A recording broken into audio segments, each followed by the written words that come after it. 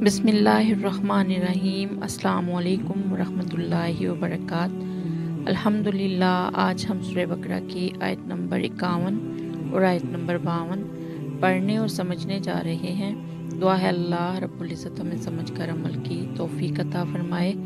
आमीन या रब्बुल आलमीन। आऊज़ु बिल्लाहि मिनश शैतानिर रजीम। बिस्मिल्लाहिर्रहमानिर्रहीम। वाइज़ वादना, और जब हमने वादा लिया मूसा से 40 लैलतन 40 रातों का। सुम्मत्तहज़्तुमुल इजला, फिर तुमने बना लिया बछड़े को माबूद मिन बादिही, इसके बाद व अंतुम ज़ालिमून, और तुम जालिम ठहरे।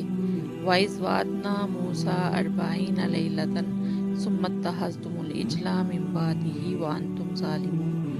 और वो वक्त याद करो जब हमने मूसा से 40 रातों का वादा ठहराया था, फिर तुमने इनके पीछे अपनी जानों पर जुल्म करके बछड़े को माबूद बना लिया। हज़रत मूसा अलैहिस्सलाम से अल्लाह रब्बुल इज़्ज़त ने वादा फरमाया था कि वो कोह तूर पर आकर 40 दिन एतकाफ़ करें तो उन्हें तौरात अता की जाएगी। चुनांचे हज़रत मूसा अलैहिस्सलाम कोह तूर पर तशरीफ़ ले गए। इनकी गैर मौजूदगी से फ़ायदा उठाते हुए सामरी जादूगर ने एक गाय का बछड़ा बनाया और बनी इसराइल को इसे अपना माबूद करार देने और इसकी इबादत करने पर आमादा कर लिया। इस तरह वो शिर्क में मुब्तला हो गए। हज़रत मूसा अलैहिस्सलाम को इत्तिला हुई, वो घबरा कर वापस तशरीफ़ लाए और बनी इसराइल को तौबा की तलकीन फरमाई।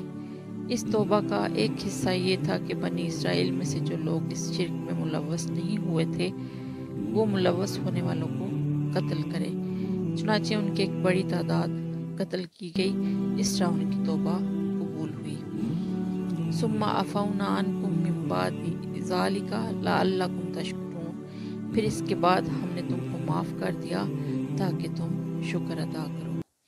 दुआ है अल्लाह रब्बुल इज़्ज़त हमें समझ कर अमल की तौफीक अता फरमाए। आमीन या रब्बुल आलमीन। अस्सलामु अलैकुम वरहमतुल्लाहि वबरकात।